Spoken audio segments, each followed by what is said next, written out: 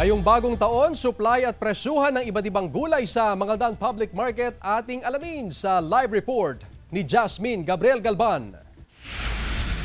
Jasmine?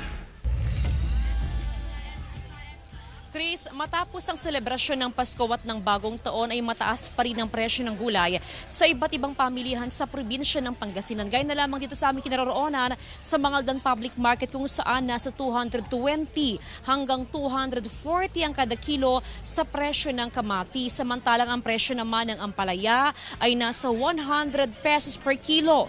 Ang sitaw ay nasa 80 pesos per kilo. Ang okra ay nasa 100 kada kilo. Ang talong medyo may kataas pa rin, Chris, na nasa 140 kada kilo at ang kamatis nga ay nasa 240 kada kilo. Samantala bukod sa native vegetables ay may kataasan din ang presyo ng highland vegetables na actually ang presyo ng benguet beans ay nasa 60 pesos per kilo. Ang repolyo naman ay nasa 80 pesos per kilo. Ang carrots ay nasa 100 kada kilo habang ang patatas ay nasa 60 pesos per kilo. So ginagawa, Chris, ng mga negosyante sa Mangaldan Public Market para kahit paano ma-afford o makabili pa rin ng ating mga kababayan, mga kapuso ng gulay, ay nagre-repack na lamang sila, Chris, ng mga gulay.